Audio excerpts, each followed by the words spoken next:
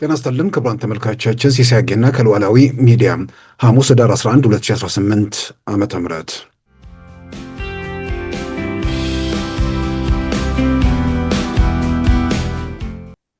በየቦታው እየሄዱ ግርግር መፍጠር፣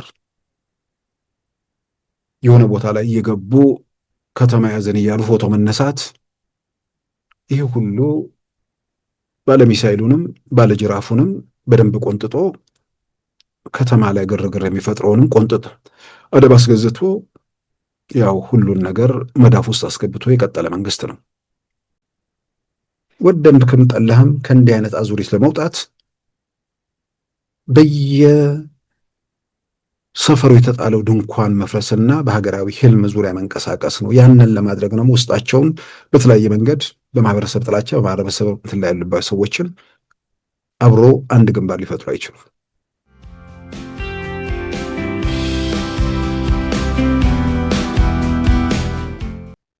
አማራ በኢትዮጵያ ውስጥ የአማራ ህዝብ ከሌላው ጋር እኩል አልሆነም። እስካሁን ድረስ አማራ ላይ ጉዳት ደረሰ፣ አማራ ላይ ተዘመተበት የሚባለው እኮ አማራንም ኢትዮጵያዊ ነኝ ማለቱን ተውና እንደ ማንኛውም እንደ ትግራይ እንደ ኦሮሞ ሁሉ እኩል ሁን የሚባለውን አንቀበልም ባዮች ናቸው። እሱን አንቀበልም፣ የፈጠርነው እኛ ነን። አሁን ናይል እኔ አይደለሁም የምለው፣ ይሄን የእነሱን ቋንቋ ነው የምናገረው። ኢትዮጵያን የፈጠርናት እኛ ነን። ኢትዮጵያን ለማን ሰተን ነው እኛ ቁጭ የምንለው? ለማን ሰተን ነው እኛ ቁጭ የምንለው?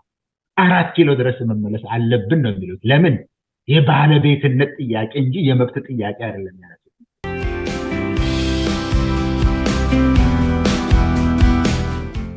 የምሬታቸው ምንጭ ለማስረዳት ይቸግራቸዋል።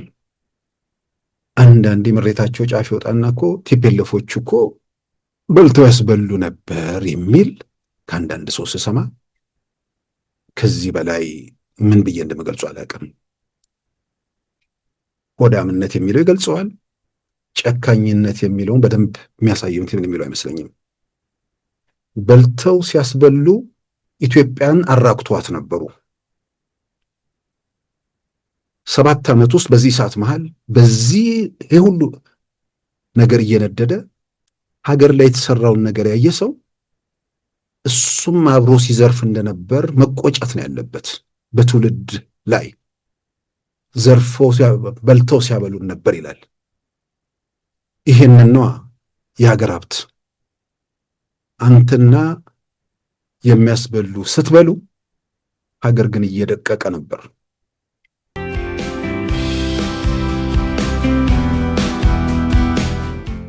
ይሄ በልጭልጭ ምናምን የሚል በልጭልጭ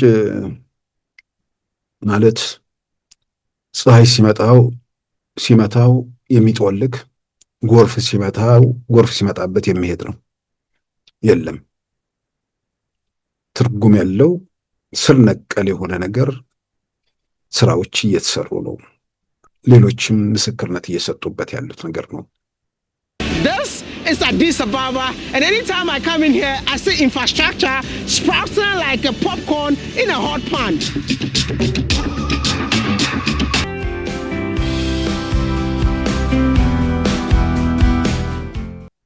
ስለዚህ የኢትዮጵያን ትምህርት ከስብራቱ አንስቶ ትርጉም ወዳለው ደረጃ ለማሸጋገር በቁጭት በልህ ስልጣን ላይ ያለው መንግስት በደንብ ያን ላይ ትኩረት አድርጎ ይሄን ደግሞ ኃላፊነት በፍላጎት ጭምር በእውቀትም በፍላጎትም ይሄን ነገር ለማስፈጸም አቅም ያላቸው ፕሮፌሰር ብርሃኑ ነጋ ደግሞ እዚህ ቦታ ላይ ተቀምጠዋል። ይሄንን ማንም ጤነኛ የሆነ ሰው ብልጽግናን ጠላ ወደደ፣ ፕሮፌሰር ብርሃኑን ወደደ ጠላ፣ እሱ ትርፍ ነው። ይሄ ግን የትውልድ ጉዳይ ነው።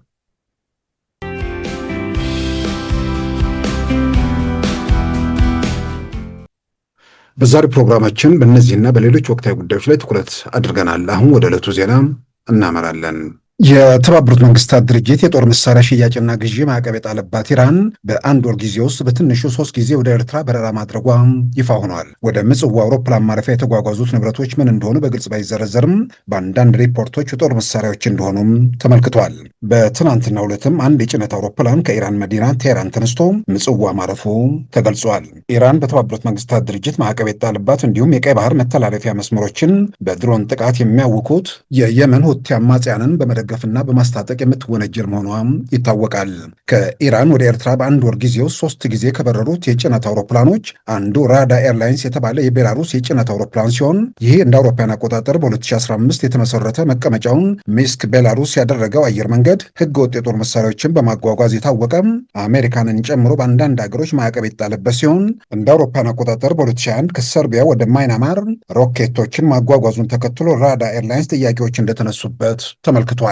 የዚህ አየር መንገድ ኃላፊዎች ላይም በአሜሪካ የውጭ ጉዳይ ሚኒስቴር የሀብት ቁጥጥር ቢሮ ማዕቀብ እንደጣለባቸውም ታውቋል። ራዳ ኤርላይንስ የጭነት አውሮፕላን በትናንትናው ዕለትም ረቡዕ ህዳር 10 2018 ከኢራን መዲና ቴህራን ወደ ኤርትራ ምጽዋ መብረሩን የበረራ የሳተላይት መረጃዎች ይፋ አድርገዋል። ከ10 ቀናት ቀደም ብሎም ሰኞ ህዳር 1 ቀን 2018 ዓ.ም ከኢራን መዲና ቴህራን በተመሳሳይ ጭነት ይዞ ምጽዋ ማረፉም ተመልክቷል። ይህ ራዳ ኤርላይንስ የተባለው የቤላሩስ የጭነት አውሮፕላን ማጓጓዣም እንደ አውሮፓውያን አቆጣጠር ሐምሌ 31 ቀን 2005 በተመሳሳይ ወደ ኤርትራ መብረሩ የተገለጸ ቢሆንም መነሻው ግን በግልጽ አልተመለከተም። አንድ ወር ባልሞላ ጊዜ ውስጥ ከኢራን መዲና ቴህራን ወደ ኤርትራ ከበረሩት 3 የጭነት አውሮፕላኖች አንዱ የራሱ የኢራን አብዮታዊ ወታደራዊ ዘብ አውሮፕላን መሆኑም ተገልጿል። እንደ አውሮፓውያን አቆጣጠር ጥቅምት 20 2005 በኢትዮጵያ አቆጣጠር ጥቅምት 10 ቀን 2018 ከኢራን ወደ ምጽዋ የበረረው ቦይንግ 747 81F አውሮፕላን አሜሪካ፣ ሳውዲ አረቢያ፣ ካናዳ እንዲሁም አውስትራሊያና እስራኤልን የመሳሰሉ ሀገራት በአሸባሪነት የተፈረጀው የኢራን አብዮታዊ ወታደራዊ ዘብ አውሮፕላን መሆኑም ተመልክቷል። ከኢራን መከላከያ ኃይል በተለየ ሁኔታ የተዋቀረው ይህ የኢራን አብዮታዊ ወታደራዊ ዘብ የባህር ኃይል ጭምር ያለው ሲሆን ለየመን ሁቲ አማጽያን መሳሪያዎችን በማስረግና በማስታጠቅም የሚጠቀሰው ይኸው የኢራን ወታደራዊ ዘብ መሆኑ ተዘግቧል። የሁቲ አማጽያን በቀይ ባህር የጉዞ መስመሮች ላይ አደጋ መደቀናቸውም ይታወቃል። የኢራን አብዮታዊ ወታደራዊ ኃይል በአንዳንድ ሀገራት አሸባሪ ተብሎ ከመፈረጁ በተጨማሪ የኢራን መንግስት መሳሪያ እንዳይገዛም ሆነ እንዳይሸጥ የጦር መሳሪያ ማዕቀብ እንዳለበትም ይታወቃል። የዛሬ 19 ዓመት እንደ አውሮፓውያን አቆጣጠር በታህሳስ 2006 ዓ.ም በሪዞሉሽን ቁጥር 1737 የተባበሩት መንግስታት የጸጥታው ምክር ቤት ማዕቀብ የጣለባት ኢራን ማዕቀብ በጣለበት ወቅት መሳሪያ ሽያጭና ግዢ ባትከለከልም በዓመቱ በ2007 በተደረገ ማሻሻያ ኢራን መሳሪያ መግዛትም ሆነ መሸጥ እንዳትችል ተወሰነ። ሆኖም ይህ ለዓመታት የቀጠለው ማዕቀብ እንደ አውሮፓውያን አቆጣጠር ጥቅምት 18 2020 ያበቃ ቢሆንም ከ2 ወራት በፊት እንደ አውሮፓውያን አቆጣጠር መስከረም 28 2025 በኢራን ላይ እንደገና ማዕቀቡ እንዲቀጥል የተባበሩት መንግስታት የጸጥታው ምክር ቤት ወስነዋል። ኢራን የጦር መሳሪያ መሸጥም ሆነ መግዛት እንዳትችል በተደነገገበት ሁኔታ በአንድ ወር 3 የጭነት አውሮፕላኖች ከኢራን መዲና ቴህራን ወደ ኤርትራ መብረራቸው አነጋጋሪ ሆነው ቀጥሏል። ሁለቱ በረራዎች አሜሪካ ማዕቀብ በጣለችበት በቤላሩሱ ራዳ ኤርላይንስ መሆኑና አንደኛው ደግሞ አሸባሪ ተብሎ በተፈረጀው የኢራን አብዮታዊ ወታደራዊ ዘብ መሆኑ የሚያስከትለውን ፖለቲካዊና የጸጥታ ሁኔታ ኢትዮጵያና የአካባቢ ሀገራት እንዲሁም ዓለም አቀፉ ማህበረሰብ እንዴት ይመለከቱታል የሚለው የታዛቢዎች ጥያቄ ሆነው ቀጥሏል።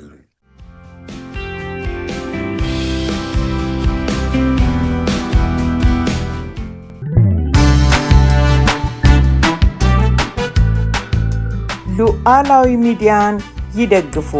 ስራዎቻችንን ለብዙ እንድናደርስ ሰብስክራይብ፣ ሼር፣ ላይክ በማድረግ ሉዓላዊ ሚዲያን ያጠናክሩ። እውነትን እንዘግባለን፣ ኢትዮጵያዊነትን እናቀነቅናለን። መድረኩ ግን ለሁሉም አመለካከት ክፍት መሆኑን እናረጋግጣለን። ሉዓላዊ ሚዲያ።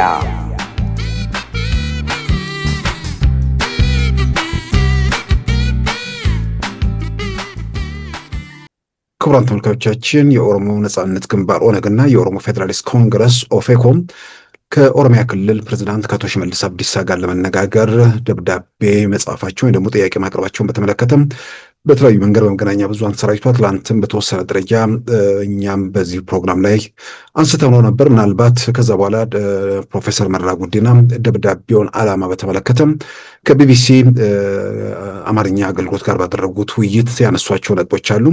ለመወያየት የፈለጉት በኦሮሚያ ክልል ያለው የጸጥታ ሁኔታ ከጊዜ ወደ ጊዜ እየተባባሰ በመምጣቱ እንደሆነ ገልጿል። በትናንትናው ዕለት ይህንን አርዕስት መነሻ በማድረግ የኦሮሚያ ክልል እንዲሁም የፌዴራል መንግስትም ሆነ ሌሎች ክልሎች የፖለቲካ ፓርቲዎቹ ጥያቄ አለን ካሉ መወያየቱ ጥሩ ነው የሚል በግሌ ማስቻ ነበር።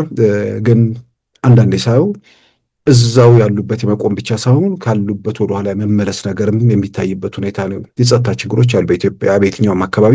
ነገር ግን በተጨባጭ ባሉ ነገሮች ላይ ተመርኩዞ ምናልባትም የኦሮሞ ፌዴራሊስት ኮንግረስ እና የኦሮሞ ነጻነት ግንባር እንዲህ አይነት ጥያቄ ሲያቀርቡ በግሌ የታየኝ ኦሮሚያ አካባቢ ያለ የጸጥታ ችግር አለ። ያን የኦሮሚያ አካባቢ ያለው የጸጥታ ችግር ከጊዜ ወደ ጊዜ በምን ሁኔታ ላይ እንዳለ ለማንም ግልጽ ነው። ዶክተር መረራ ወይም ፕሮፌሰር መረራ እንደሚሉት ኦሮሚያ ውስጥ ያለው የጸጥታ ችግር ቀደም ሲል ከነበረው ጋር ሲነጻጸር በምን ሁኔታ ላይ እንዳለ ለማንም የሚያጠራጥር አይደለም። ቢያንስ መሬት ላይ ካለው ባሻገር በዚህ እንቅስቃሴ ውስጥ ዋና ተዋናይ የሆኑ ሰዎች በከፍተኛ ቁጥር ከአመራር ጨምሮ ወደ ሰላም ሂደት የተመለሱበት የኦሮሞ ነጻነት ሰራዊት እንቅስቃሴ በየሽጥሻው በየሰፈሩ መርመጥመጥና ሰዎች አግቶ ንጹሐንን ገድሎ ከእንደዚህ ያለፈ ነገር እያደረገ ያለ እንዳልሆነ በግልጽ ይታወቃል። ያም ሆኖ ግን የሽፍትነት እንቅስቃሴ የሰዎችን ሰላም ወጥቶ መግባት ላይ ተጽዕኖ አለው።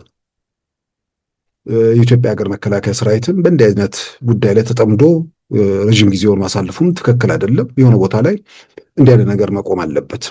ስለዚህ የኢትዮጵያ ሀገር መከላከያ ሰራዊት የሀገሪቱን ሰላም የሀገሪቱን ጸጥታ የህዝቧን ደህንነት ለማረጋገጥ ህይወቱንም አካሉን ሁለመናውን እየከፈለ ባለበት ሁኔታ ውስጥ ይህን ምዕራፍ ለመዝጋት ሽፍቶቹ ወደ ሰላማዊ ህይወት እንዲመለሱ ለማድረግ እነዚህ የፖለቲካ ድርጅቶች በዚህ ረገድ ሚና ሊኖራቸው የሚችልበት ሁኔታ ሊኖር ስለሚችል የኦሮሚያ ክልልም ሆነ በሌሎች ክልሎች የሚንቀሳቀሱ የፖለቲካ ፓርቲዎችን በተመለከተ የክልል መንግስታት እንዲሁም የፌዴራል መንግስትም እንደነዚህ አይነት ኃይሎች ለሰላሙ የራሳቸውን ጥረት ማድረግ የሚችሉ ከሆነ ማነጋገሩ ክፋት የለበትም። ነገር ግን ከደብዳቤው መንፈስ ላይ ድፍን ያለ ነው። በማብራሪያዎች ላይ የምናየው ነገር ስናይ ምናልባት ማብራሪያውን ቢሆን ለደጋፊዎቻቸው የሆነ ምንድን ነው ከመንግስት ጋር በተነጋገሩ የሆነ ነገር ባደረገው ቁጥር ያው በተለያየ መንገድ ድጋፍ የሚያደርገው ምን የሚለውም ያንን ሊቃወም ስለሚችል አንዳንድ ነገሮችን በሌላ መልክ ለደጋፊው በሚመች መልክ ገልጾ ከዛ በኋላ ውይይቱ ላይ ሌሎች ነጥቦች ሊነሱም ይችላሉ ብዬ አምናለሁ። ከዛ ውጭ ግን ፕሮፌሰር መረራ ከቢቢሲ አማርኛው ጋር ያደረጉት ቃለ ምልልስ ላይ የዛሬ 6 ዓመት የዛሬ 7 ዓመት እንደዚህ የነበሩ የኦሮሚያና የአማራ ጫካዎች በሽፍቱ በአማጽያን የተያዙበት ሁኔታ ላይ ያኔ ይሄ አልነበረም ብለዋል። እና ሁሌም እኮ ደጋግመን ብዙዎቻችን የምናነሳው ይሄንን ነው እኮ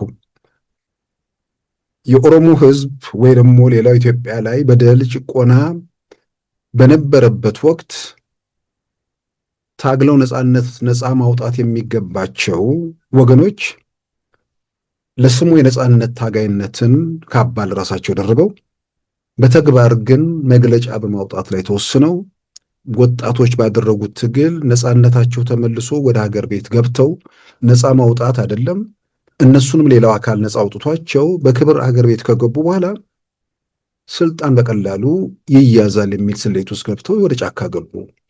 ስለዚህ በአውሮፕላን የገቡና በመቀሌ በኩል በመኪና በአውቶቡስ የገቡ ሰዎች ሄደው መሳሪያ ነሱ።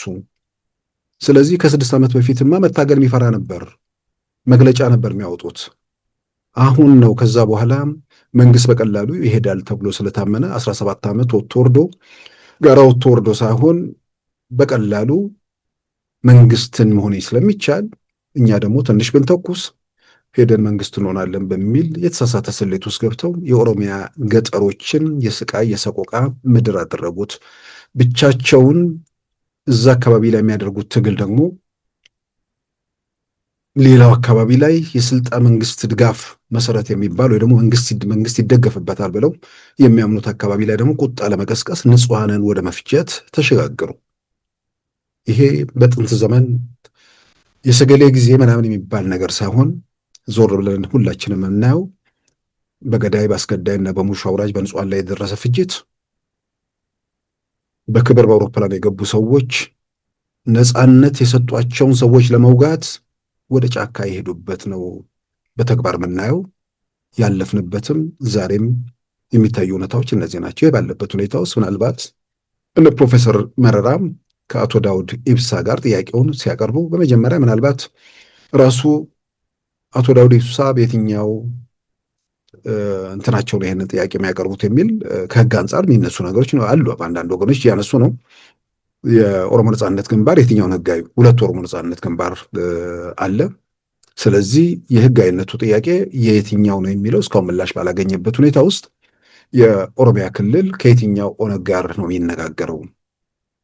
በግለሰብ ደረጃ ሊወስዷቸው ነው ወይስ ሁለቱንም ያኛውንም በአቶ አራርሳ ቢቂላ የሚመራውንም ኦነግም ነው ወይስ ይሄኛውን ብቻ የሚለው ራሱ እርግጥ የህጋዊነት የምናምን ጉዳይ ለውይይት ያን ያህል መሰረታዊ ነገር መሆን የለበትም።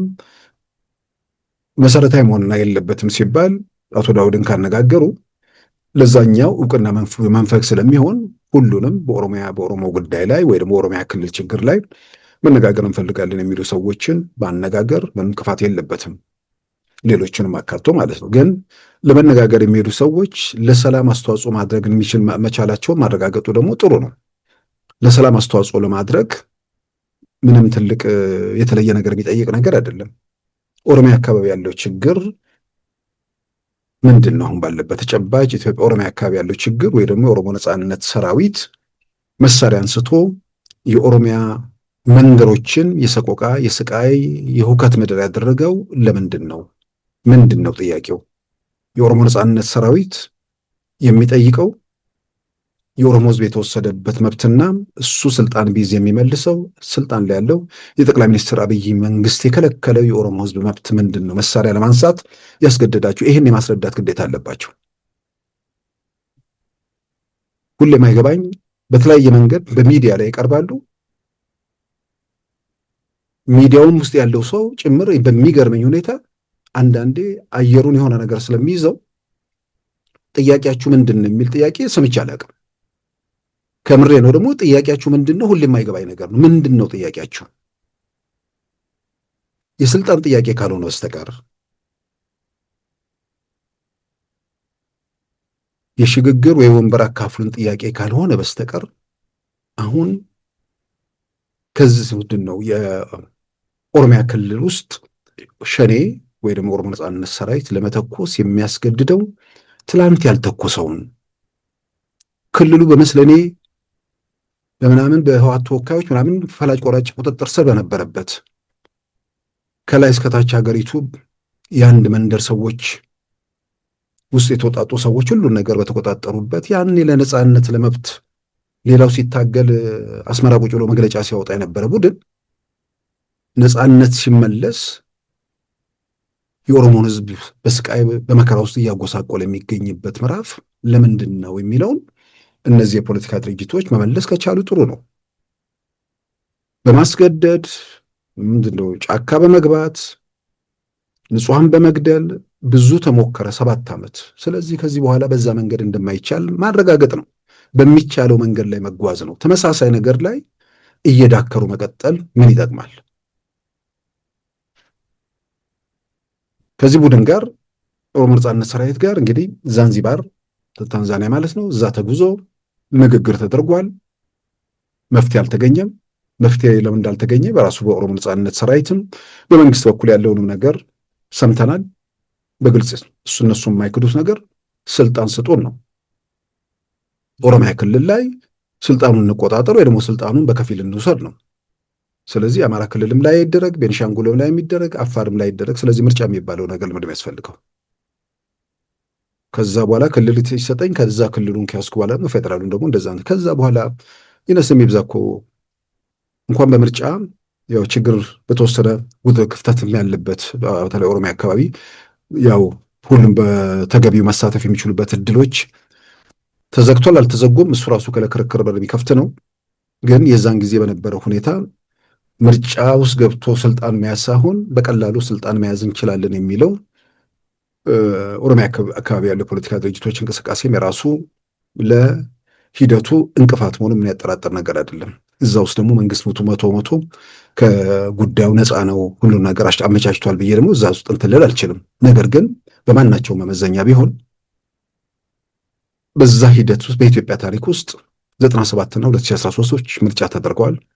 የ97 ውጤቱ ሲታይ በጉልበት በኃይል ጨፈለቁት፣ በደም አረከሱት። 2013 በምርጫ ያሸነፉ ሰዎች ወደ ስልጣን ወጥተዋል። በዚህ መልክ ስልጣን ላይ ወጣ አካል ባለበት ሁኔታ ውስጥ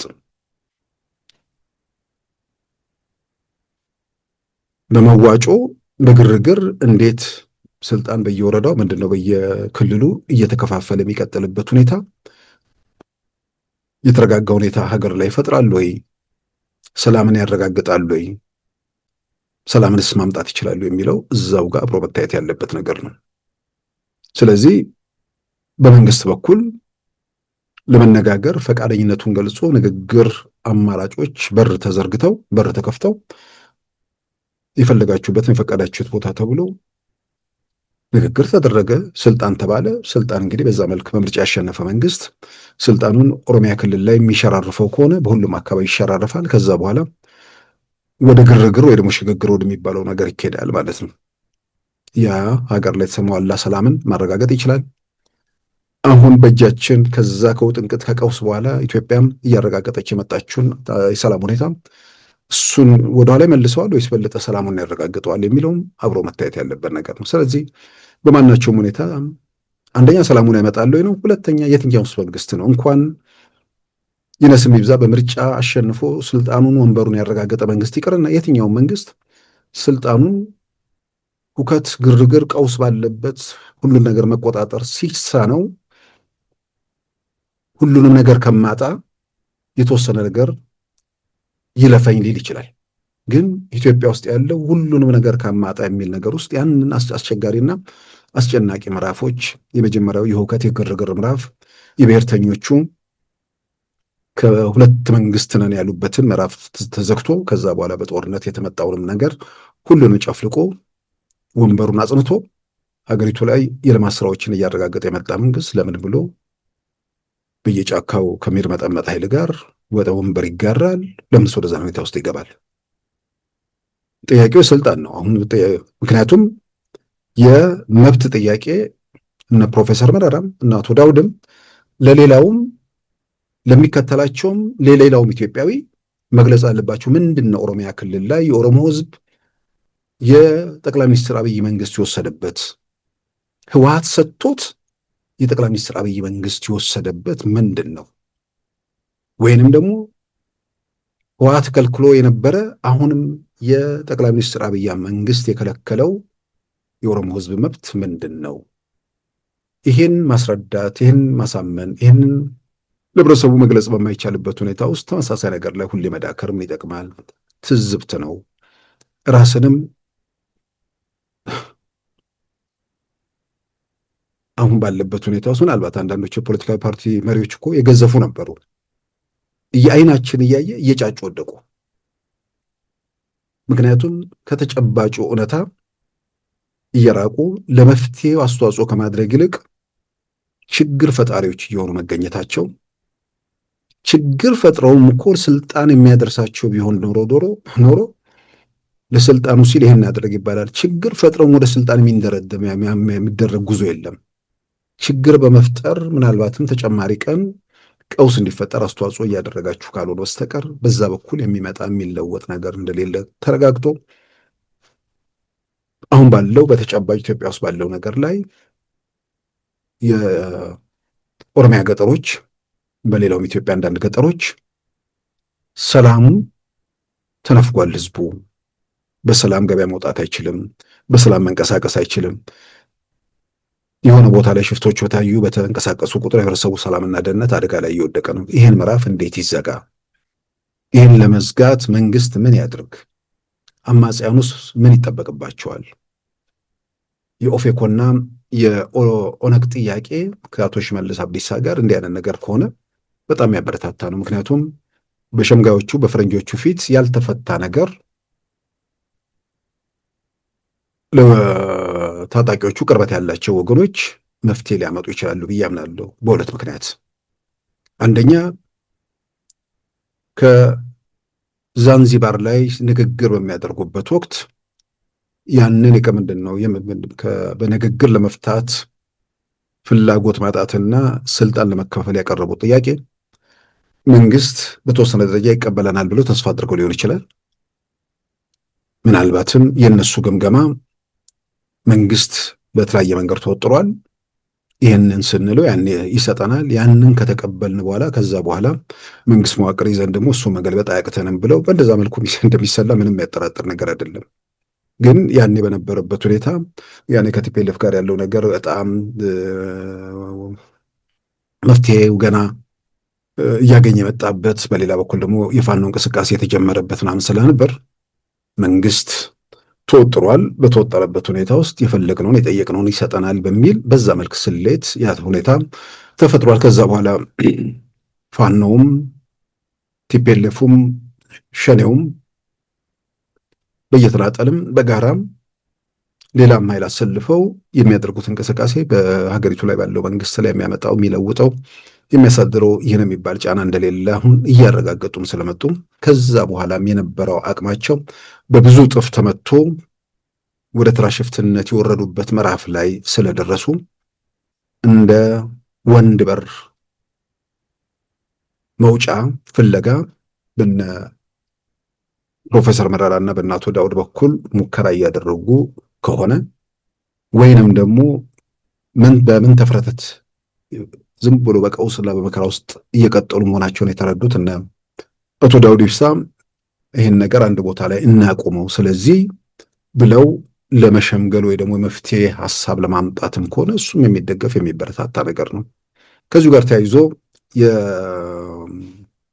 የከፍተኛ ትምህርት ተቋም ተማሪዎች እንቅስቃሴ ያው 3 ዓመታት ተምረው መጨረሻውን ዓመት የስራ ላይ ልምምድ በመምህርነት ስራ እንዲሰሩ የኢትዮጵያ ትምህርት ሚኒስቴር ያወጣው መመሪያ መነሻ ማድረግ ተማሪዎቹ ጥያቄ አንስቶ አንዳንድ ቦታዎች ላይ ጥያቄያቸውን አደባባይ ወጥተው ግቢያቸው ውስጥ ገልጸዋል። ይሄንን ተከትሎ ያው ሰርግና ምላሹ እጅግ አስገራሚ ነገር ነው። በግሌ አሁን ከዛ በኋላ በተማሪዎቹ እንትን በኋላ ይሄ ሂደቱን እናስታብ ምንድነው ኢትዮጵያ ውስጥ ለውጥ እናመጣለን በሚል ምንድነው በበይነ መረብ ተሰባሰብን በእንደዚህ ምናምን አደረግን የሚሉ ወገኖች አንዳንዶች የተወሰነ ተስፋ አደረጉባቸው ነበር። የሆነ መሬት ትርጉም ያለው ስራ መሬት ላይ እየተንቀሳቀሱ ከታጠቁት ኃይሎች ጋርም እየተቀናጁ የሆነ ነገር ያስገኙልናል ብለው ተስፋ የሚያደርጉ እንደነበሩ አሁን ላይ ሆኜ የበለጠ እየተገነዘብኩ መጥቻለሁ። ነገር ግን ምናልባትም እነዛን ጭምር ተስፋ እያስቆረጧቸው ደግሞ አሁን እንደሆነው ተረዳው። የሆነ ውስጥ ለውስጥ የተሰራ ቀስ እያለ መጨረሻ ላይ ድንገት የሚገነፍል ህዝባዊ እንቅስቃሴ በኢትዮጵያ ውስጥ ማድረግ እንችላለን፣ ለዛም ተዘጋጅተናል አይነት ነገር ውስጥ የነበሩ ሰዎች አንድ መመሪያ ሲወጣ ያንን መመሪያ ለመቃወም ልጆች አደባባይ ሲወጡ ያንን የልጆቹን ጥያቄ የኛ ምንድነው የትግል ውጤት ነው ምናምን ህዝባዊ እንቅስቃሴ ተጀመረ የሚል ነገር ሲያደርጉ እጅግ በጣም ነው የገረመኝ። ድንገት ልጆቹ ሰሙት። አንዳንድ ቦታ ላይ የሰጡትን ነገር ተረዳሁኝ። ምናልባት ማብራሪያ ያስፈልገዋል በመንግስት በኩልም በትምህርት ሚኒስቴር በኩልም። ለምሳሌ ከዚህ ዓመት ጀምራል ስለተባለ ዱብዳ የሆነባቸው ሰዎች አሉ። ልክ 3ኛ ዓመታቸው አሁን ጨርሰው ከዛ በኋላ የሚቀጥለው ዓመት ያን እናደርጋለን። ሁለተኛ ልጆቹ የ4ኛ ዓመት እንትናቸውን የማስተማር ስራ ውስጥ ይገባሉ ሲባል አንደኛ ድንገተኛ ሆነባቸው፣ ሁለተኛ የጸጥታ ጉዳይ ያነሳሉ። ስለዚህ በግልጽ የሚታወቁ ነገሮች እርግጥ ሁኔታዎች በጣም እየተሻሻሉ ቢመጡ ሰዎች ወላጆች ልጆቻቸውን ትንሽ ቀደም ባለው ጊዜ ውስጥ እንኳን በሁለተኛ ደረጃ ትምህርት ቤቶች ምናምን አካባቢ ለማስተማር እንዲሄዱ አይደለም ከተሞች ውስጥ ባሉት ዩኒቨርሲቲዎች ሲመደቡ በየክፍለ ሀገር ዩኒቨርሲቲዎች ሲመደቡ ብዙዎቹ ቦታዎች ላይ አይልኩም። በተቻለ መጠን አዲስ አበባ ውስጥ በግል ትምህርት ቤት የማስተማር ሁኔታ የሚገደዱበት ሁኔታ አለ። ስለዚህ የትኞቹ ልጆች የት ይሄዳሉ የሚለውንም ጨምሮ ያንን በተመለከተ የትምህርት ሚኒስቴር ማብራሪያ ቢሰጠት ለልጆቹ ግልጽ ያልሆኑ ነገሮች ስላሉ ማለት ነው። ከዛ ውጭ ጥያቄው ይሄ ነው። ጥያቄውን መጠየቅም ያለበትን ጥያቄን የጠየቁት ድንገተኛ ነው የሆነባቸው። ይሄ ያው አሁን ያለ አልመሰለኝም። በቃ ጠየቁ። ከዛ በኋላ ለጥያቄያቸው ምላሽ በሚሰጥበት ሁኔታ ይሰጣል ተብሎ ይታመናል። ይሄንን በቃ ከዛ በኋላ ይሄ ተደረገ፣ ኢትዮጵያ ውስጥ ለውጥ እንቅስቃሴ ተጀመረ ተብሎ ይሄንን ይዘው አደባባይ አስተባባሪ ነን የሚሉት ሲወጡ ደጋፊ የሆነው ተስፋ የሚያደርገው በእርግጠኝነት ደንግጧል ብዬ አምናለሁ። ድንገት ተማሪዎች አንድ መመሪያ ወጣና ያን መመሪያ ተከትሎ የተወሰኑ ኮሌጆች ላይ ጥያቄ ያቀረቡ ልጆችን ጉዳይ ተከትሎ በዚህ ደረጃ የሆነ የለውጥ እንቅስቃሴ ወደ ሞኛ የምናደርገ ነው ብሎ ሲናገሩ ቀደም ሲል የደጋፊያቸው አካባቢ የነበረው እምነት ውስጥ ለውስጥ እየሰሩ በአንድ ጊዜ በሁሉም አቅጣጫ ህዝባዊ እንቅስቃሴ እንደሚጀምሩ እንደዛ አድርጎ ነበር ተስፋ ያደረገው። ያን እንዴት ተስፋ እንደሚያደርጉ ራሱ አይገባኝም። ግን የተረዳሁት አሁን ያመንኩት ያንን ነው። ይሄኛውን ተከትሎ ስራችን ነው፣ ውጤታችን ነው፣ ይቀጥላል አይነት ነገር ሲሉ ደጋፊው እንደሚሰበር ምንም ያጠራጥር ነገር አይመስለኝም። ምክንያቱም የሆነ ተስፋ የሚያደርጉት ነገር ነበር። በሌላ በኩል በዚህ ምንድን ነው በታጣቂዎቹ በኩል በጣም ተስፋ አድርገው ነበር። ታጣቂዎቹ በቃላት እየበረሩ በተግባር ቆመው ብቻ ሳይሆን ወደኋላ እየተመለሱ ባሉበት ሁኔታ ውስጥ ከኤርትራ ጋር ተያይዞ የሆነ ነገር ይፈጠራል የሚለው ነገር ብዙም አልታይ እያላቸው እየጨለመባቸው ሲመጣ እዚህ ጨለማ ውስጥ ቆመው ደግሞ የሆነ የሚደረግ እንቅስቃሴ ድንገት የሚገነፍል ነገር መጥቶ ገንፍሎ ጎርፍ ሆኖ መንግስትን ሲወስደው ለማየት የጎመዡ የጎርፍ ሆኖ የሚነሳ ነገር አለመኖሩን እያረጋገጡላቸው ሲመጡ የበለጠ በተስፋ አብሯቸው ከተበተነው የተረፈ አሁንም አብሮ የቀጠለውን እሱን የመበተን እንቅስቃሴ አድርጌ ነው የማየው።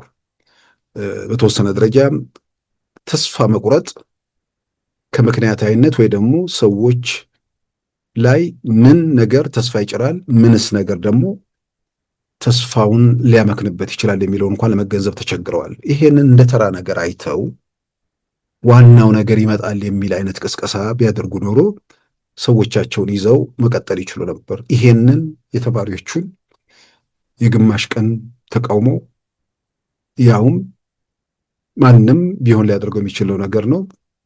ምንድነው የተፈጸመው? ምንድነው የመጨረሻ ትምህርት ምንድነው የመጨረሻ ዓመት ተማሪነት ዘመናቸው ላይ ለስልጠና ወይ ደግሞ ለመምህርነት ይሄዳሉ የሚለው ኢትዮጵያ ውስጥ ባለው ቀደም ሲል ባልኩት መሰረት ህብረተሰቡ ልጆቹን ክፍለ ሀገር መላክ እንዲህ አይነት ስጋት ስለሚኖርበት፣ በሌላም በኩል ደግሞ በዛ መልክ ምንድነው የተማሪዎቹ ያኛውን ተጨማሪ የመጨረሻውን ዓመት በመማር የምናገኘውን ነገር ደግሞ እናጣለን የሚልም ጥያቄ ጭምር አብረው እያነሱ ስለሆነ ይሄንን የኢትዮጵያ ትምህርት ሚኒስቴር ማብራሪያ ይሰጣቸዋል። ወደንም ጠላንም ግን አንድ መረሳት የሌለበት ነገር የኢትዮጵያ ትምህርት ከነበረበት ስብራት ተጠግኖ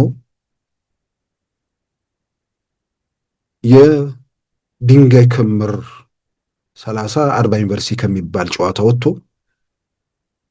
ዩኒቨርሲቲ ውስጥ የሚያልፉ የሚያውቁ ያወቁ ልጆች በሂደቱ ነጥረው መውጣት የሚችሉበት እድል የተፈጠረበት ምናልባትም በአጭር ጊዜ ውስጥ የኢትዮጵያን ትምህርት ወደ ንጉሥ ኃይለሥላሴ ጊዜ ዘመን መመለስ የሚቻልበት ሁኔታ ይፈጠራል ተብሎ ይታመናል። ትርጉም ያለው ስራ እየተሰራ ስለሆነ ማለት ነው።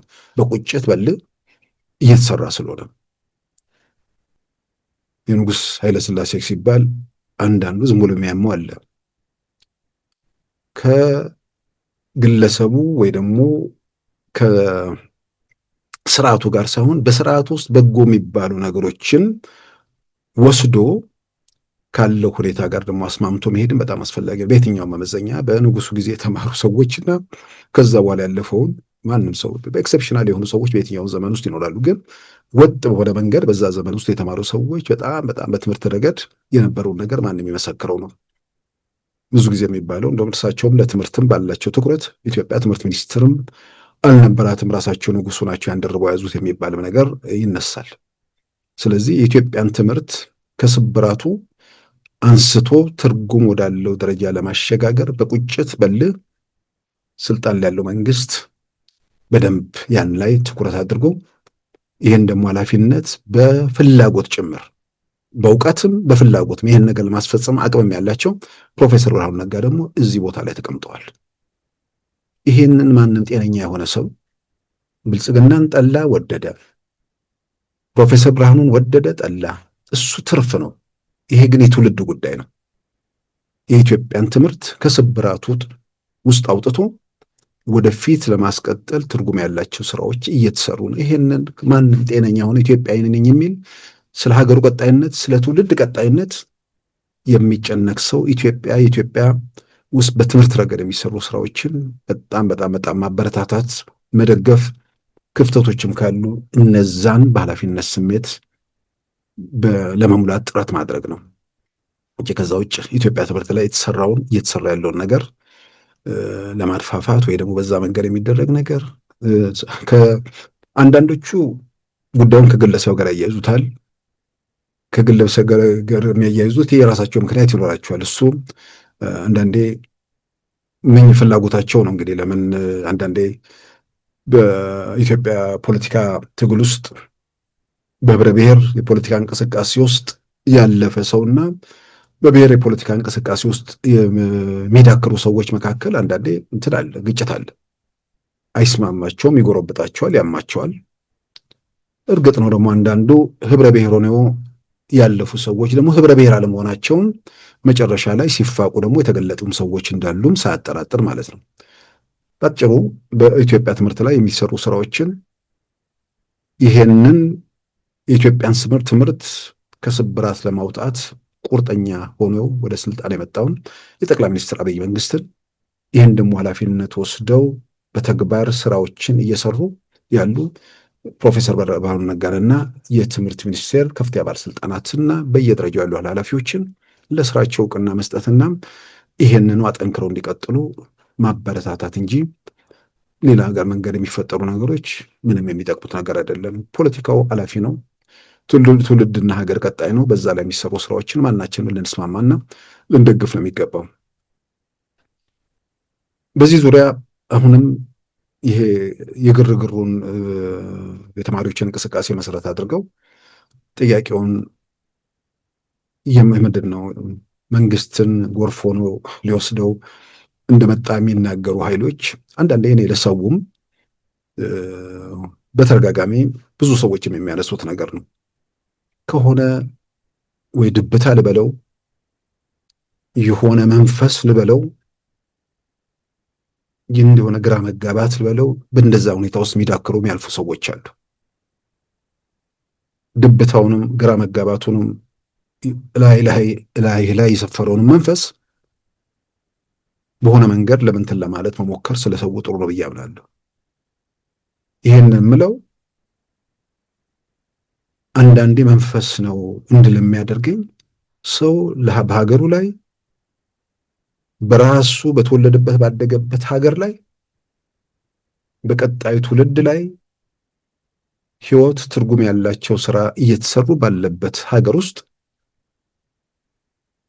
ይሄንን ለማየት ተስኖት ይሄንን የሆነ ነገር ከልሎት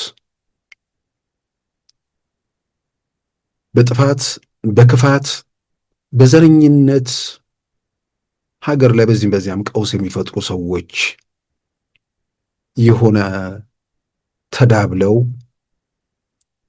መልሰው የመብት ተሟጋች ነን የሚል ነገር ሲያመጡ የመጀመሪያው የታጣውን ነገር ምንድን ያጣኸውን ነገር ከነዚህ በየሰፈራቸው በየመንደራቸው በየመናመናቸው ሲርመጠመጡ የነበሩ ሀገራዊ ህልም ኢትዮጵያ ራዕይ የሚባለው ነገር ጋር ሲጋጩ የነበሩ ያንን ነገር ሲያወግዙ የነበሩ ሰዎች እንደገና በዚህም በዚያም አንድ ላይ ተዳብለው መጨረሻ ላይ የሆነ ነገር ቢሆን ምንድን ነው የሚያሳኩት? አብረው ይሄዳሉ፣ አብረው ይዘልቃሉ። ይህንንም ነገር ሰው በመጀመሪያ ምንድን ነው የተፈጠረብህ? ምንድን ነው ያጣኸው? ምንድን ነው የጎደለብህ? ያ ያጣኸው የጎደለብህ ነገር አንዳንዴ ሰው መሳሳት የሌለበት የአስተዳደር በደል ከስርዓት ጋር መያያዝ በፍጹም የሌለበት ነገር አይደለም። በየትኛውም ዘመንና ጊዜ ውስጥ የአስተዳደር በደሎች አሉ። ሌቦች በየትኛውም ስርዓትና ሁኔታ ውስጥ ይኖራሉ። በየትኛውም የመንግስት ቢሮክራሲ ውስጥ መንደራቸው ላይ የቆሙ ከሰፈራቸው ውጭ ማየት የማይችሉ እነርሱ ከሰፈራቸው የወጡ ቢሆንም አስተሳሰባቸው እዛው ሰፈራቸው የሚርመጠመጡ ሰዎች በየትኛውም የመንግስት መዋቅር ውስጥ ትላንትም ነበሩ፣ ዛሬም አሉ፣ ወደፊትም ይቀጥላሉ። የመንግስት ኃላፊነት እንዲህ አይነት የሰፈር ሰዎችን ሰፈር ላይ እንዲያቆያቸው ሙሉ ትኩረቱና ጊዜውን ወደ እንደዚህ አይነት ነገር ላይ እንዲያተኩር በዚህም በዚያም ጥሽ የሚያደርጉ ጅራፍ የሚያጮሁ ሰዎች ከእንደዚህ ድርጊታቸው ቢታቀቡ፣ በሌላም በኩል ደግሞ የሀገሩ ጸጥታ ሰላም በዋናነት ጉዳይ ሰጥቶት እዛ ላይ ትኩረት የሚያደርገው ሚዲያው ምኑም ወደዚህ ነገርም ላይ ሌቦቹ ላይ ዘረኞቹ ላይ ምናምን ላይ የሚያተኩርበት ሁኔታ ቢፈጠር ብዙ ነገሮችን ለማስተካከል ይቻላል። ምንድነው ግብር ጨመረብኝ፣ ይሄ ጨመረብኝ፣ በአሰራር ረገድ ወጥ በሆነ ሀገር የሚሄዱ ነገሮች ካሉ እሱን በመንግስት በኩል ማስረዳት ነው። በሌላ በኩል በግብር ሽፋን ሌቦች ያሉ ምንም ጥያቄ ውስጥ የሚገባ ነገር አለም። ነጋዴው ላይ ምናምን ላይ መሬት እየጨመሩ ስቃይ እየደረደሩ ያሉ ሰዎች አሉ። በሌላ በኩል ደግሞ መረሳት የሌለበት አንዳንዴ ከሰዎችም ጋር ስናወራ በተለያየ መንገድ የምሬታቸው ምንጭ ለማስረዳት ይቸግራቸዋል። አንዳንዴ ምሬታቸው ጫፍ ይወጣና እኮ ቲፔለፎቹ እኮ በልተው ያስበሉ ነበር የሚል ከአንዳንድ ሰው ስሰማ ከዚህ በላይ ምን ብዬ እንደምገልጹ አላውቅም። ሆዳምነት የሚለው ይገልጸዋል። ጨካኝነት የሚለውን በደንብ የሚያሳየው እንትን የሚለው አይመስለኝም። በልተው ሲያስበሉ ኢትዮጵያን አራቁቷት ነበሩ። 7 ዓመት ውስጥ በዚህ ሰዓት መሃል በዚህ ሁሉ ነገር እየነደደ ሀገር ላይ የተሰራውን ነገር ያየ ሰው እሱም አብሮ ሲዘርፍ እንደነበር መቆጨት ነው ያለበት። በትውልድ ላይ ዘርፈው በልተው ሲያበሉን ነበር ይላል። ይሄንን ነው የሀገር ሀብት አንተና የሚያስበሉ ስትበሉ፣ ሀገር ግን እየደቀቀ ነበር።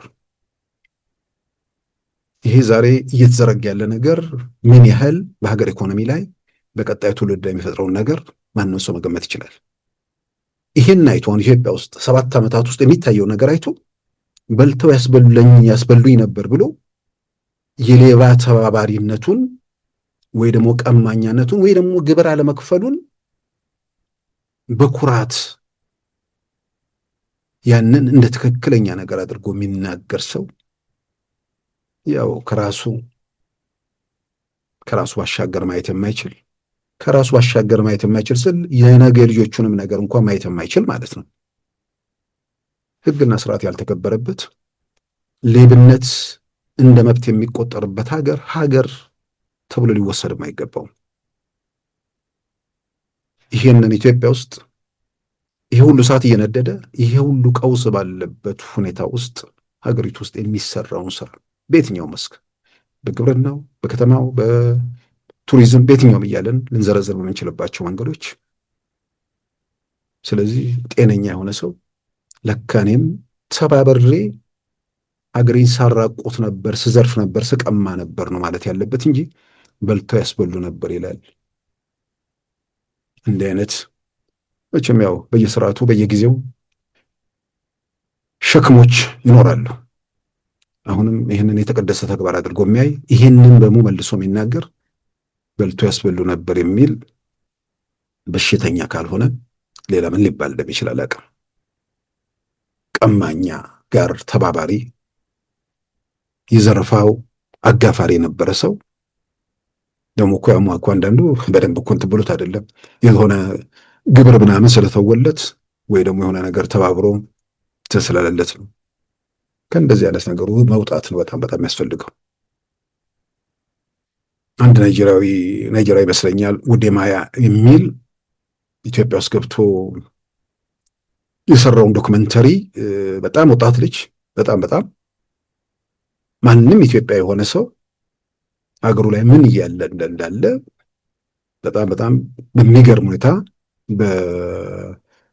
በምስሎቹ በድሮን ጭምር የተወሰዱ በየትኛውም ኢትዮጵያ አካባቢ ኢትዮጵያን የገለጻት ከኢትዮጵያ አንዱ ጫፍ እስከ ሌላ ጫፍ ድረስ ሄዶ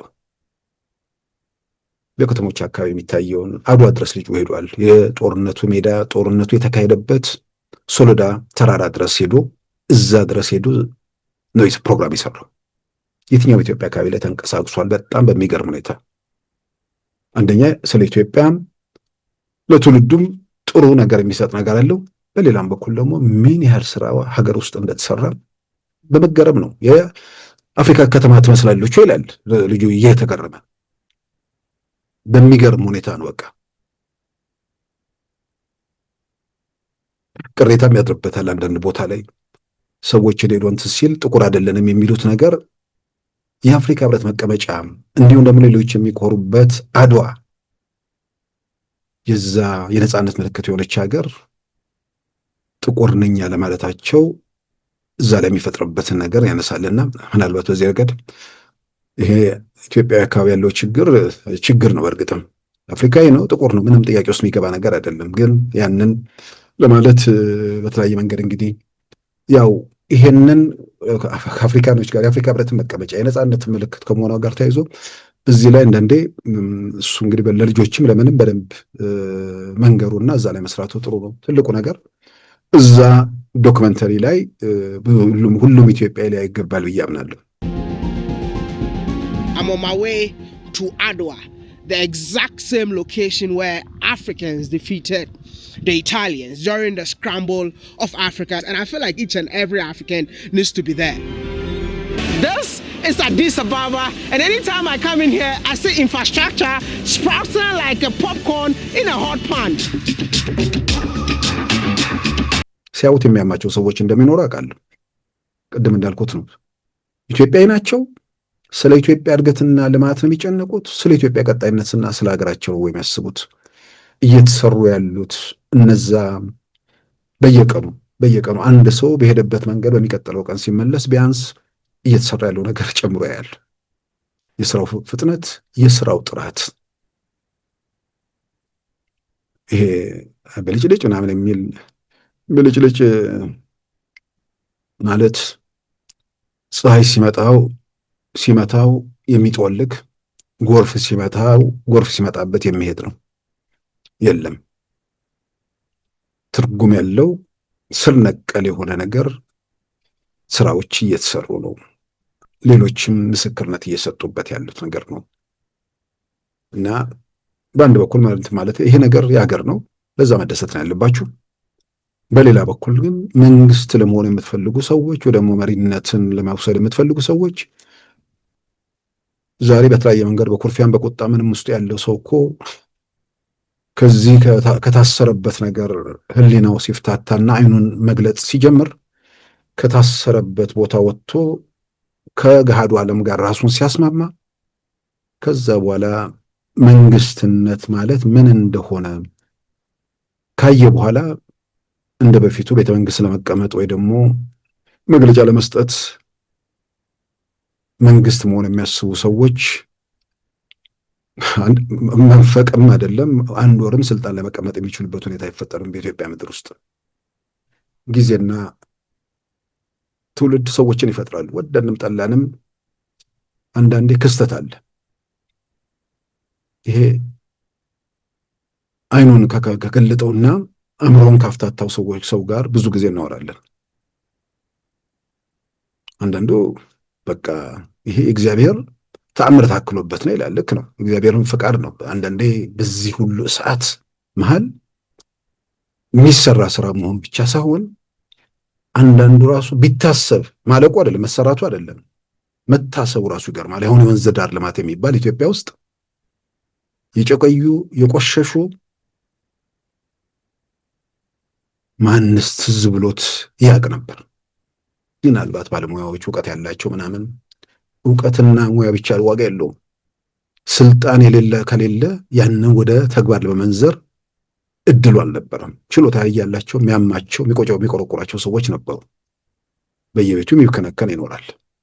ግን ዛሬ ማየት የሚችሉ ስልጣኑንም ሀገራዊ ፍቅሩንም ቁጭቱንም ሁሉንም አምቀው ያዙ ሰዎች ትርጉም ባለው ደረጃ አዲስ አበባን ማን ጤነኛ ሰው ዝም ብሎ የፈለገ እንትን በዚህ ጊዜ ውስጥ አዲስ አበባ እንዴት ሆናለች ብሎ አስቦ የሚያውቃል? በዚህ ጊዜ በዚህ ሁኔታ ውስጥ ማን ሊገምት ይችላል? እና ስልጣን ኃላፊነት ምናምን እንትን የሚሉ ሰዎች ቤተ መንግስት ለመቀመጥ ሳይሆን ወርዶ ሰርቶ ለማሰራት በሁሉም መስክ በቁጭት በልህ በመንደር ፍቅር በሰፈር ፍቅር የወደቁ ሰዎች ሳይሆን ሀገራዊ ህልምና ራዕይ ያላቸው ሰዎች ታሪክ ይሰራሉ፣ ታሪክ ይለውጣሉ። ያንን በደንብ ማስተዋሉ ጥሩ ነው። በነገራችን ላይ የዚህ የናይጄሪያው ዶክመንተሪ በጣም መታየት ያለበት ነው። በአማርኛ ሰብታይትልም አድርጎበታል። ምናልባት ስለ ኢትዮጵያ ሁሉንም አይቻሉ ማለት አልችልም። ከተሰሩ የውጭ ሰዎች መጥተው ከሰሩት በቃ ሁሉም ኤርታሌ ሄደዋል፣ አድዋ ሄደዋል፣ ሐመር ምናምን አካባቢ ሄደዋል፣ መቀሌ ነበር። ያልሄደበት የለም። ደግሞ የሄደባቸው አካባቢዎች ልክ በዓላት ባሉበት ለምሳሌ አሸንዳ በሚከበልበት ወቅት ነው መቀሌ አካባቢ ታየው እና በጣም ስለ ኢትዮጵያ የተሟላ ምናልባት ያለ አንድ ምንድን ነው የማይከታተሉ ሰዎች ካሉ ብዙ ነገሮችን ስለ ሀገራቸው ለማወቅም ይጠቅማልና ጥሩ ዶክመንተሪ ነው። እሱን እንዲያውት በዚሁ አጋጣሚ እመክራለሁ። ከዚሁ ጋር ተያይዞ ይሄ ያው አጀንዳውን እዛው ላይ እንትኑ ላይ ለመቆየት ፈልጌ ነው። የተማሪዎቹ ጉዳይ ሲመጣ ተቃውሞ እናስተባብራለን ብለው ሰሞኑን ምንድነው ያው ቆይቷል። ነገራችን ላይ ሰዎች ሰኔ ወር ላይ በይነ መረብ ነው ምናምን ተብሎ አንድ ፕሮግራም ሰኔ መጀመሪያ አካባቢ ወይ ግንቦት መጨረሻ፣ ከዛ በኋላ ያን የነበረውን ግርግር ሳይ ከአንድ ወር በኋላ የጠቅላይ ሚኒስትር አብይ መንግስት የሚኖር አይመስልም ነበር። ለማን ነው ያ? ራሱን ከተጨባጭ እውነታ ጋር ለማያዛምድ ማለት ነው። ለታሰረው ምን እንዳለ ለማያውቀው አይኑም ህሊናውም የሆነ ቦታ ላይ በወለድ አግድ ለተያዘው ማለት ነው። ለሚያይ አይኑን ለገለጠ አእምሮን ላፍታታ ሰው የሚሄድም የሚመጣ ምንም ነገር እንደሌለ ያውቃል። በዛን ወቅት የነበረው ግርግር ግን እንደዛ የሚመስል ነገር ነበር። ተስፋ ያደረጉ ሰዎች ነበሩ። ምንድነው በአንድ ጊዜ ይህን ያህል 100,000 ሰው ላይቭ ገብቶ ታየ ምናምን ተብሎ በቃ ከዛ ጠፉ ሰዎቹ ቀረሙና አሁን ከርመው አሁን ደግሞ ፕሮፌሰር ብዝቅኤልና አቶ ልደቱ መሪና ምክትል መሪ ነው ምናምን ተብሎ ተሰየሙ የሚል ነገር ደግሞ ሰማሁ። እጅግ በጣም ነው የሚገርመኝ። ኢትዮጵያ ውስጥ የለውጡ የመጀመሪያ ዓመታት ኢትዮጵያ መከራ፣ ስቃይ፣ ሰቆቃ ውስጥ በመጀመሪያዎቹ ዓመታት እንድትገባ ያው ስልጣን ያለው ቡድን ስልጣኑን ለቋል። በደህንነት መዋቅሩ የሚያስረብሸው የሚያፈናቅለው ምናምን መኖሩ የሚያጠራጥር ነገር አይደለም። ነገር ግን ደግሞ ስልጣን ላይ ያልነበሩ እርግጥ ደግሞ ለስልጣን ላይ ለነበሩ ታጫዋቾች ደግሞ ነበሩ። እንደ ልደቱ ኃይለያሌው አይነት ምርጫ 97ን ያንን ተስፋ ያመከነ ምንድነው ፓርላማ ውስጥ እና ምናምን ውስጥ ሲያጅብ የነበረ ሰው ያ የሚያጅብበት መንግስት የሚያጅበውና ሽጉጥን ምን የሚያስታጠቀው ባለሀብት የሚያደረገው የቲፒኤልኤፍ መንግስት ሲሄድ ሰማይ ተደፍቶበታል። ጥያቄ ውስጥ የሚገባ ነገር አይደለም። በሌላ በኩል ደግሞ ኢትዮጵያ ውስጥ የሚደረግ የለውጥ እንቅስቃሴን በቀጥታም በተዘዋዋሪ በተለያየ መንገድ ሲደግፉ የነበሩና አስተዋጽኦ ሲያደርጉ የነበሩ ብሔርተኞች፣ በተለይ የኦሮሞ ብሔርተኞች በለውጡ መጀመሪያ ላይ ተደሰቱ።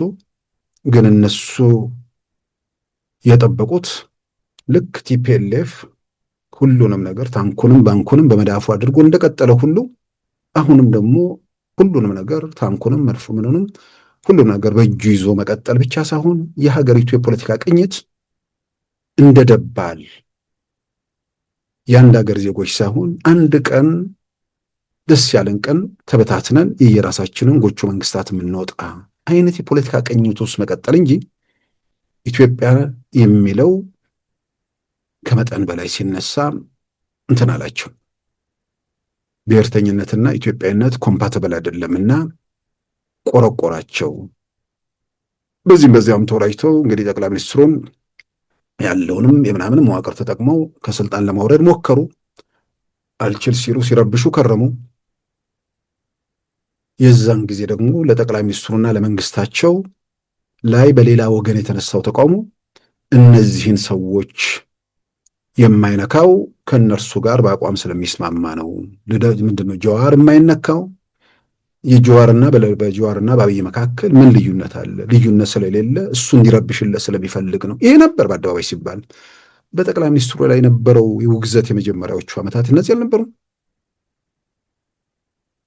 በየትኛውም አጋጣሚና ሁኔታ ጠቅላይ ሚኒስትሩ ከዚህ ምንድነው ለዚህ ወይም የዛኛው ወኪል ሆነው የዚህኛውን ወይም የዛኛውን ሲበድሉ ወይ ደግሞ ተጽዕኖ ሲያደርጉ የታየበት ምዕራፍ አለ። ሁሉ ተቃውሞ መነሻ የኦሮሞ ብሔርተኛው የነገስታቱን ስርዓት እያራመደ በቲፒኤልኤፍ ዘመን ጭምር የተገኘውን መብት እየገፈፈ ነው ይላል። የአማራው ብሔርተኛ የኦሮሞ የበላይነትን ለማስፈን በነለ ጀዋር ሀገሩን እያስረበሸ ያን እያደረጉ ነው። ይሄ ነበር አስገራሚው። እነዛ ሰዎች ለጠቅላይ ሚኒስትሩ መወንጀል ምክንያት የሆኑት ወንጃውና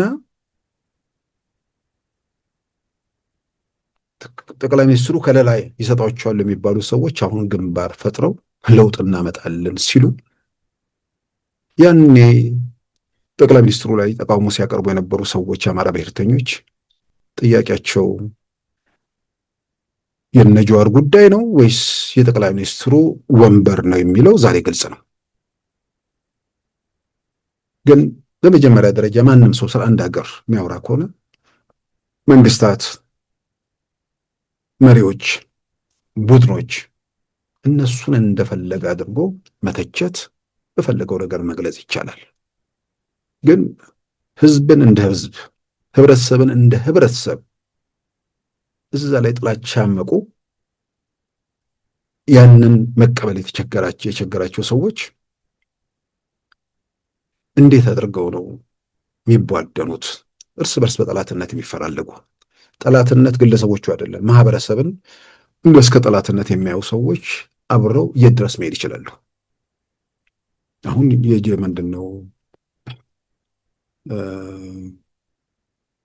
ማን ነው ልደቱና ሕዝቅኤል የሚል ነገር ስሰማ እጅግ በጣም ነው የገረመኝ። መጀመሪያ ልደቱና እንትና ነበር ጀዋር ነበር።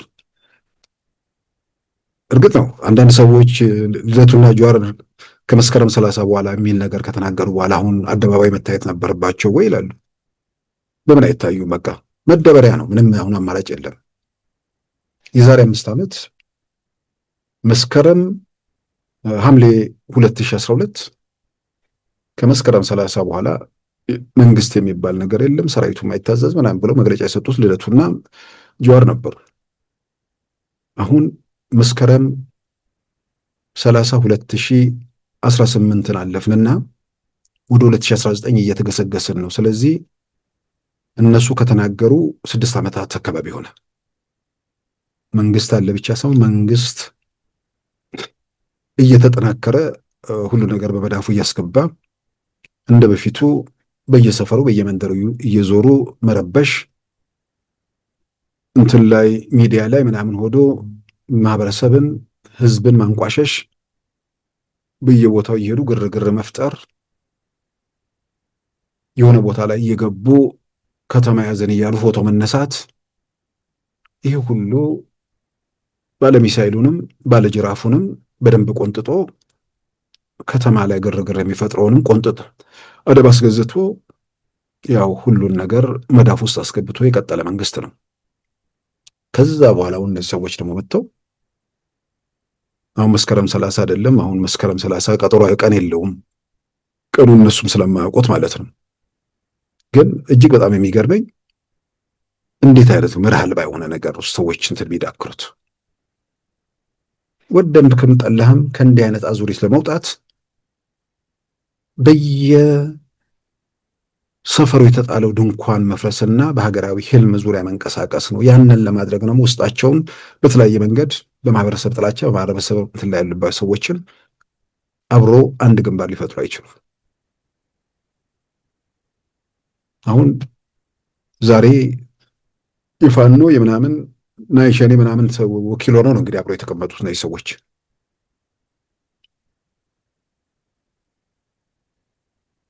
ፋኖ ማነው ሸኔ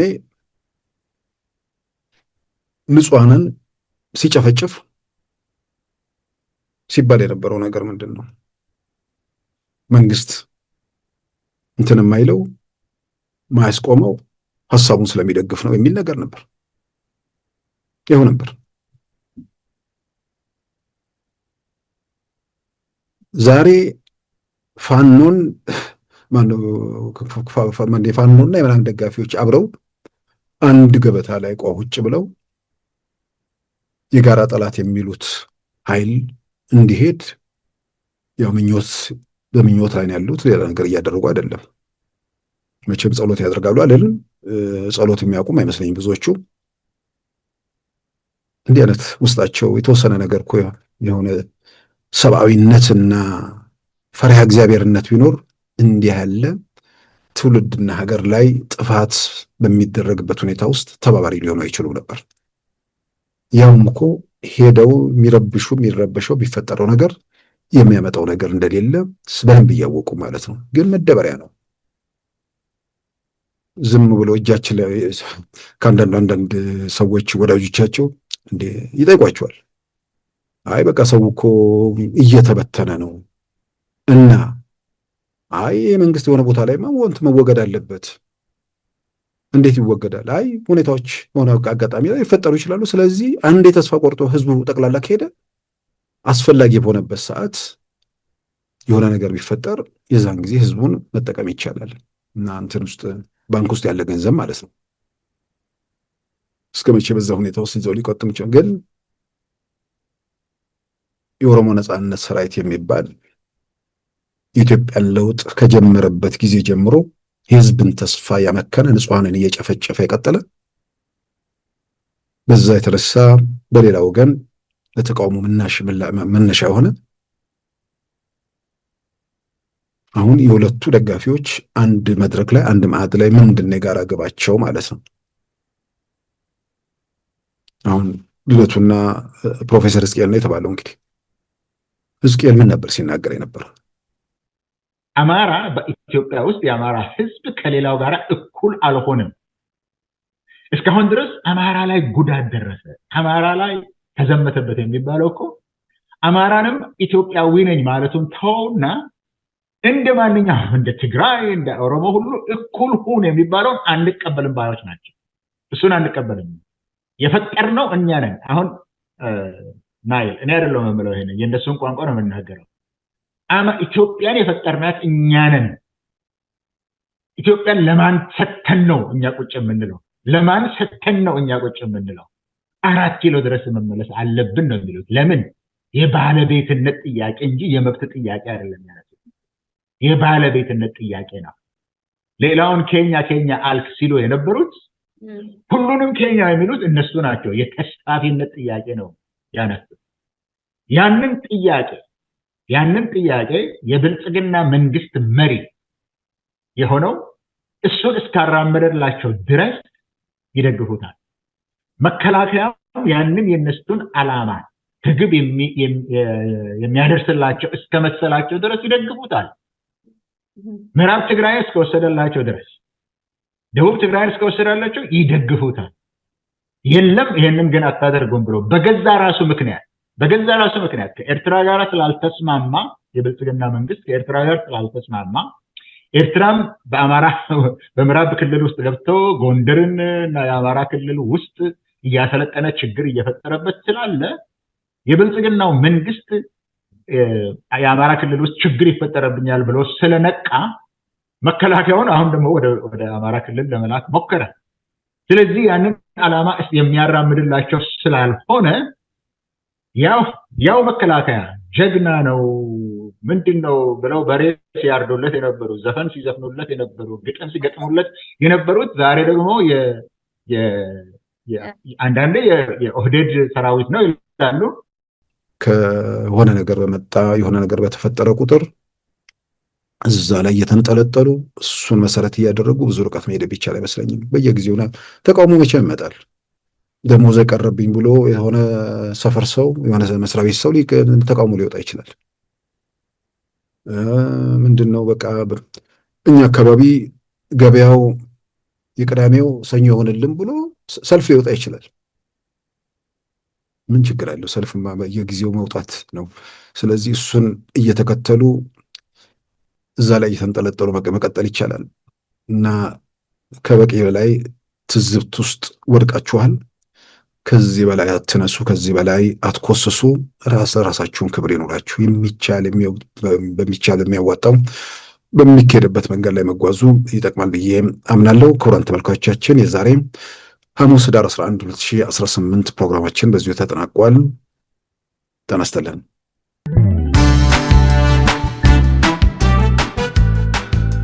ሉዓላዊ ሚዲያን ይደግፉ። ስራዎቻችንን ለብዙ እንድናደርስ ሰብስክራይብ፣ ሼር፣ ላይክ በማድረግ ሉዓላዊ ሚዲያን ያጠናክሩ። እውነትን እንዘግባለን፣ ኢትዮጵያዊነትን እናቀነቅናለን። መድረኩ ግን ለሁሉም አመለካከት ክፍት መሆኑን እናረጋግጣለን። ሉዓላዊ ሚዲያ